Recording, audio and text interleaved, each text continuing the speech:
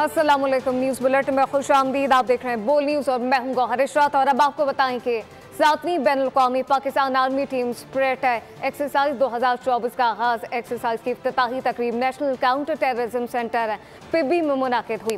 DG military training ने मशकों का इफ्तिताह किया, जबकि 60 घंटे पर मुश्तमिल पेट्रोलिंग एक्सरसाइज का मकसद पेचीदा बैनुल-अक़वामी सिक्योरिटी सूरत हाल के माहौल में अस्करी ताउन को फ़रोग देना था। मशकों में बशमूल मुबस्सिरीन 20 दोस्त ममालिक हिस्सा ले रहे हैं, जबकि पाकिस्तान के साथ बहरीन, उर्दन, काज़ाकिस्तान, सऊदी अरब और दीगर ममालिक शामिल है। इस मुतालिक मजीद क्या तफसीलात हैं, नुमाइंदा खुसूसी सलमान अवान से जानते हैं। जी सलमान।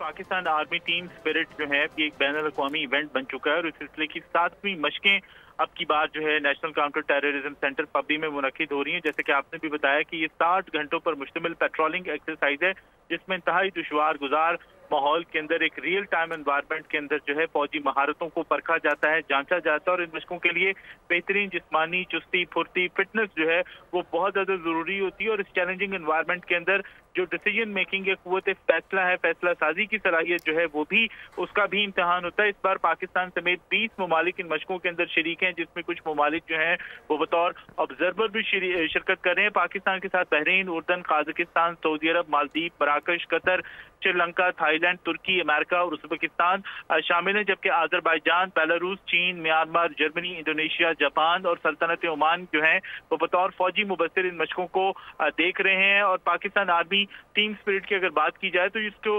मखसूस टास्क पर मुहित ये एक्सरसाइज है, यानी 60 घंटे की जो पेट्रोलिंग एक्सरसाइज है इसके अंदर तमाम शरीक दस्तों ने एक मखसूस स्पेसिफिक टास्क जो है उसको अचीव करना है। और इस टास्क की अचीवमेंट के दौरान अस्करी महारतों का तबादला किया जाता है। और इसके साथ साथ जो शरीक दस्ते हैं उनकी फिजिकल फिटनेस देखी जाती है, उनकी मेंटल एजिलिटी देखी जाती है। तो एक बहुत ज़बरदस्त इवेंट है जो अब पूरी दुनिया के अंदर एक अपनी नौयत का बड़ा मुनफरिद इवेंट जो है वो माना जाता है। जी सलमान अवान, बहुत शुक्रिया आपका।